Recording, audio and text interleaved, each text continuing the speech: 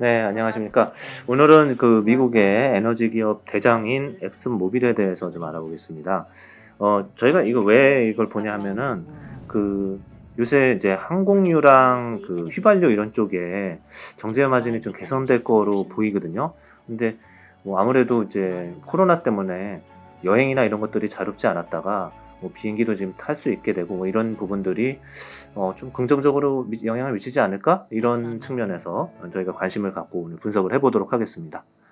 네, 아시다시피 엑선모빌은 정유회사입니다. 사실 이 회사는 1999년에 엑선이 모빌을 합병하면서 세계 최대의 석유 기업이 된 곳인데요. 미국 내에서는 뉴욕, 플로리다, 미시간, 캘리포니아 다양한 곳에 위치해 있고 해외의 경우에도 홍콩, 영국, 프랑스, 노르웨이, 독일, 콜롬비아 등 세계 곳곳에 분포해 있습니다. 네, 그렇군요. 정유 회사라서 사실 수익 구조는 좀 비교적 간단할 것 같아요. 그래서 요거를 이제 어떤 사업 구조별로 좀 나눠서 한번 설명해 주세요. 네, 다른 회사들과 같은 시스템을 갖고 있는데, 먼저 업스트림, 다운스트림, 케미컬 이렇게 세 가지로 나눠볼 수 있겠고, 업스트림 같은 경우는 이제 석유를 개발하는 분야를 의미합니다. 그다음에 다운스트림은 정유 단계로 석유를 이제 분리하고 수송까지 하는 그런 구조를 의미하고요. 마지막으로 이제 케미컬 같은 경우는 각종 석유화학 제품들을 생산하는 단계입니다. 네, 그러면은 이제 뭐 석유 개발하는 쪽이 업스트림인 것 같은데, 요거부터 좀 설명을 해 주시죠. 네. 이 그 엑선모빌의 업스트림 단계랑 같이 얘기를 해보면은요, 석유 개발을 맡고 있는 이 업스트림은 순이익이 약 26억 달러 정도를 기록을 하면서 분기 대비 흑전하는 모습을 보여주었고, 전년 대비로 하면은 376%나 성장한 수치를 보였습니다. 이는 원유의 가격과 천연가스의 가격이 전분기 대비했을 때 각각 44%, 53%나 상승을 했기 때문인데요. 또한 또 하루의 석유의 총 생산량이 전분기 대비하면 98,000배럴이나 늘어났고 천연가스 경우는 유럽의 그 계절적 수요 증가로 12% 늘어난 이유도 있습니다. 다시 말하면 P랑 Q가 모두 성장했기 때문이라고 할 수 있을 것 같습니다. 예. 그러면은 이제 정유 부분, 이제 정제 마진이 이제 드는 그 정유 부분은 사실 그동안 되게 안 좋은 걸로 알고 있었거든요. 그래서 여기 턴어라운드를 좀 하고 있나요? 아쉽게도 이번 분기에 턴어라운드를 성공하지는 못했는데 적자를 많이 축소한 모습입니다. 마이너스 4억 달러 정도의 손실을 음. 봤고요. 작년 1분기에 마이너스 6억 달러의 손실과 비교하면 적자를 잘 축소했는데 아무래도 코로나의 영향으로 항공유의 수요가 적었다는 점이랑 그런 것 때문에 큰 타격을 입었던 것 같습니다.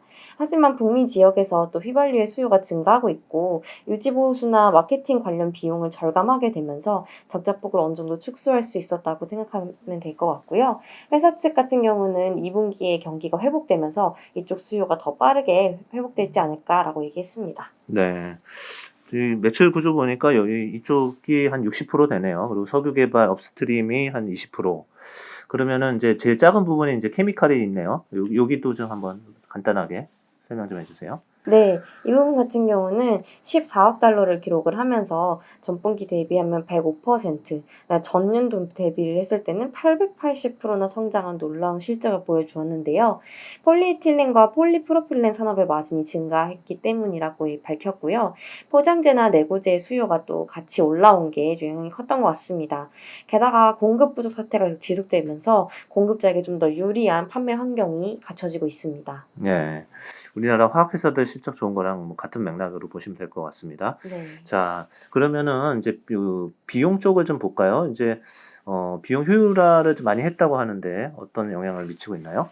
실제로 회사 측은 이번에 굉장히 강조했던 부분이 전반적으로 개발 비용도 낮추고 효율성을 향상시켜서 좀 더 영업 현금 흐름에 긍정적인 영향을 미치는 데 중점을 주겠다 이렇게 말을 했어요. 전년 대비 비용을 보면 10%나 감소시켰고 부채 역시도 40억 달러 이상 감소를 했다고 얘기를 했습니다. 추가적으로 2020년인 작년까지 30억 달러의 비용을 감소를 했는데 23년까지 더 한 번 더 추가적으로 30억 달러를 더 감소시켜서 총 60억 달러를 감소할 계획을 밝혔고요. 이런 노력 덕분에 1분기 실적이 좀 더 양호하게 나올 수 있지 않았나 싶습니다. 네. 그러면은 이 회사가 이제 석유 개발을 또 많이 하고 있는데 어떤 생산 능력은 충분히 갖추고 있는지 모르겠네요. 이 회사는 퍼미온 분지와 가이아나를 바탕으로 좀 발전을 하고 있는데요. 1분기 같은 경우에는 코로나 영향으로 캐펙스가 35% 줄었음에도 불구하고 하루에 약 6만 배럴 정도 생산을 할 수 있었는데요. 올해까지 하루에 41만에서 43만 배럴을 개발할 수 있겠다라고 얘기를 했고요. 여기 보시면 지금 관리 비용이 점점 줄어들고 생산량은 더 많아지고 있다는 것을 아실 수 있습니다. 가이아나 역시 두 번째로 큰 개발 지역인데요. 2018년 2분기에 40억 배럴 이상 생산할 수 있다고 얘기를 했었거든요. 네. 근데 작년 20년에는 90억 배럴까지 또 생산이 가능하다라고 얘기를 하면서 거의 2배 이상 늘리는 얘기를 밝혔습니다. 네, 원료는 뭐 충분히 확보를 하고 있는 것 같네요. 같이 개발까지 다 하니까. 네, 그렇습니다. 예. 자, 그러면 이제 엑슨모빌이 강점은 뭐냐면은 이제 그 배당을 되게 많이 주네요. 그래서 네. 고배당주로 이제 알려져 있는데 지금 배당 수익률이 주가에 비해서 어떤가요? 엑슨모빌 같은 경우는 코로나의 타격을 제대로 맞았기 때문에 적자를 좀 많이 냈는데도 배당을 끊지 않고 꾸준히 지급을 하면서 배당주의 모습을 톡톡히 보여줬습니다. 주당 87%로 이렇게 매분기 지급을 하고 있고요. 한때 1%, 2%의 배당 수익률을 갖고 있던 엑슨모빌 같은 경우가 주가가 많이 하락을 하면서 8%까지 올라가는 사태도 있었어요.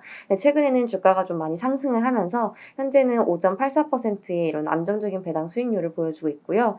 심지어 배당 상량은 거의 98%입니다. 또 5년간 배당 성장률은 3.43%로 고배당주의 면모를 아주 강력하게 보여주고 있습니다. 네, 번 거는 이제 다 주네요. 그렇죠. 네, 확실히 이제 뭐 한국이랑 다른데 배당주로서 그리고 분기 배당을 꾸준히 하는 것도 연말에만 몰려서 주지 않는 것도 좋은 것 같네요. 네, 그렇습니다. 네, 알겠습니다. 그러면은 이 회사 아무래도 이제 석유 시추도 하고 뭐 이러다 보니까 환경 파괴 기업으로도 좀 뭐 이렇게 분류가 될 수 있을 것 같은데 요새는 뭐 ESG 뭐 친환경 이런 게 중요하잖아요. 그래서 어떤 투자자들한테 외면을 받을 수도 있지 않을까요? 네, 맞습니다. 그래서 실제로 시민단체뿐만 아니라 이제는 헤지 펀드사들도 기업에다가 ESG 관련 정책을 뚜렷하게 요구를 하고 있어요. 근데 엑슨모빌도 역시 이 부분에서 좀 공격을 많이 받았었고요. 그래서 엑슨모빌이 내놓은 정책들에는 뭐가 있냐면 석유만 시추하는 게 아니라 이제 천연가스 같이 취급한다. 뭐 이런 건 조금 한지 좀 됐고요. 미국과 유럽에서 또 3가지의 새로운 재활용 계획을 추진하고 있다고 밝혔습니다. 뿐만 아니라 CCS라는 어떤 기술에 새로운 투자를 시작했는데 이거는 뭐냐면 이제 탄소 포집과 저장하는 기술, Carbon Capture and Storage라는 뜻을 갖고 있습니다. 그래서 2000년부터 낮은 탄소 배출을 위해서 100억 달러 이상 투자를 해왔고 또 앞으로 2025년까지 30억 달러를 추가적으로 더 투자해갖고 자기네들은 파리 기후 협약의 목표를 달성하는 데 기여할 것이다 라는 식으로 ESG에 좀 충실한다는 게 말을 하고 있고요. 네. 이렇게 좀 하다 보면은 ESG 점수를 좀 높이 받을 수도 있지 않을까라고 생각하고 있습니다. 네, 알겠습니다. 이 회사 뭐 리스크는 사실은 이제 유가 떨어지면은 이제 주가도 떨어지고 뭐 이런 부분일 것 같은데 보통 이제 어느 정도까지 유가 떨어져도 대부분 이익을 내거든요. 근데 한 어느 정도 레벨이 좀 위험한 레벨로 보이세요?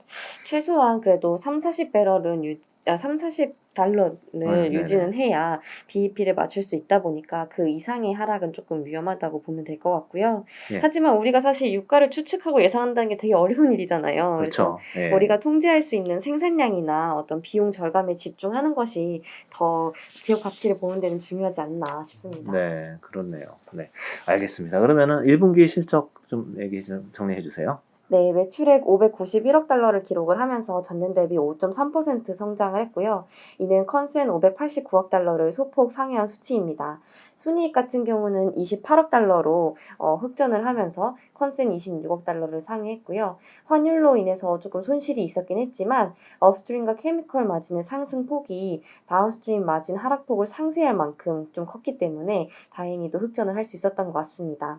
2분기는 1분기와 비슷한 정도의 수치를 보일 것으로 예상을 했고요. 골드만삭스 추정치에 따르면 올해 매출액 3,212억 달러, 순이익 193억 달러 정도를 예상하고 있습니다. 이를 바탕으로 계산을 해보면 PER 밸류에이션 13배, PSR 0.8배로 매우 낮은 모습을 보이고 있습니다. 네, 알겠습니다. 저희는 이제 턴어라운드 하는 기업으로 엑슨모빌을 좀 소개를 드린 거고요. 마지막으로 포인트만 좀 정리 부탁드리겠습니다.